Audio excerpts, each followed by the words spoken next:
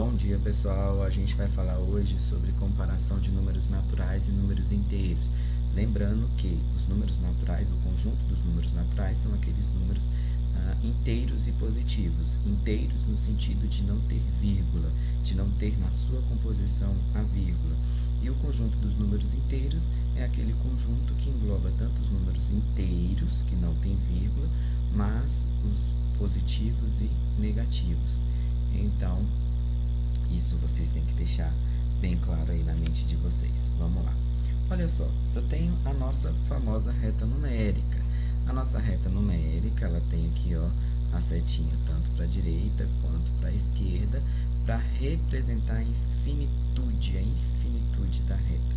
Ela é infinita, tá? Tanto para a direita quanto para a esquerda. Lembrando que direita e esquerda. Vamos colocar aqui, ó, um Dzinho de direita e um Ezinho de esquerda para vocês se localizarem, correto? Então, quanto mais à direita, mais eu tenho os números positivos. Quanto mais à esquerda, mais eu tenho os números negativos, correto? O nosso infinito aqui nos números positivos, ele segue para frente, ó. Lembra do nosso infinito aqui, ó? Vou colocar aqui para vocês. São as nossas reticências.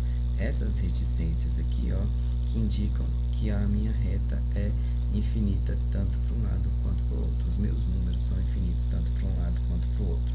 A reta, na realidade, está representada a infinitude dela por essa setinha aqui na lateral.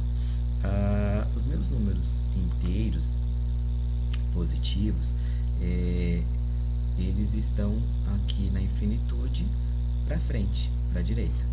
E os meus números na esquerda, eles estão para a infinitude aqui para a esquerda.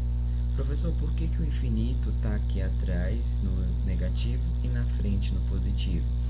Porque aqui no positivo, como a gente não conhece o último número, maior número positivo, ele está para frente. A gente não sabe quando termina, quem é e onde está. Aqui no negativo ele está para trás porque a reta, os números negativos vêm crescendo ao longo da nossa reta numérica. Significa dizer que o nosso último número negativo, que a gente não conhece, que a gente não sabe, que está lá no infinito, né? Ele está vindo lá de trás. Ele não é conhecido. Por isso, a nossa infinitude aqui, ó, das reticências nos números negativos fica nessa parte de trás e não aqui na frente como os números positivos. Vamos lá. Para a gente comparar um número com o outro, a gente precisa de saber se ele é maior, se ele é menor, se ele é igual, correto? Para eu comparar dois números inteiros positivos, fica fácil, né? Porque eu tenho, por exemplo, o 1 e o 3. Eu sei que o meu 1 é menor do que o meu 3. Menor do que o meu 3. Professor, como é que você sabe que é esse sinal? Já falei para vocês, ó. É só passar um traço que ele vai virar um 4, correto? Toda vez que eu passo um traço no sinal e ele vira um 4, é porque ele é o meu sinal de menor que. Então, eu sei que o meu 1 é menor que o meu 3. Por quê, professor? Porque ele está mais próximo da origem. O meu 2, por exemplo, e o meu 5. Meu 2 e o meu 5. Quem é maior e quem é menor? O 2 é menor do que o 5. Professor, mas o 5 não é maior que o 2? Por que não colocou o sinal do maior? Nossa leitura de comparação é sempre feita da esquerda para a direita, tá bom? Então, eu sempre leio nesse sentido. Se o meu primeiro número é o 2, é ele que vai me dizer se eu vou colocar ou não o sinal de maior ou menor. Se ele for menor que o número que está à frente, eu vou colocar o sinal de menor. Se ele for maior do que o número que está à frente, eu vou colocar o sinal de maior.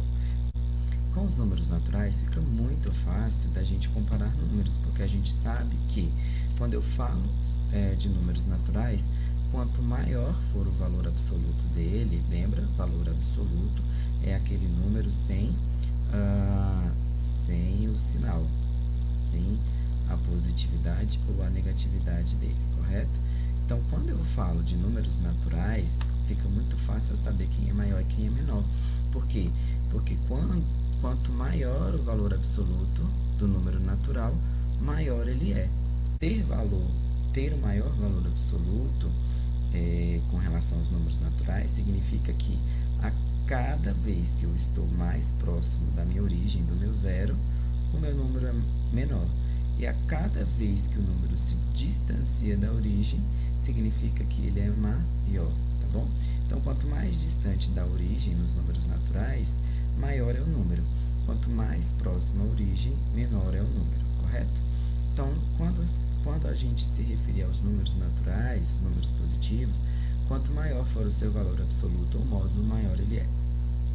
Mas com os números inteiros não funciona bem assim, tá? Por quê? Olha só, lembra que eu disse que os números inteiros, eles continuam para a esquerda infinitamente, certo? Então, eu não sei qual é o último número, qual é o número que está lá no início da origem dos números negativos. Eu sei quem é o primeiro aqui, ó, o primeiro inteiro negativo, é o meu menos 1. Mas o último eu não sei quem é, eu não tenho a mínima ideia, certo?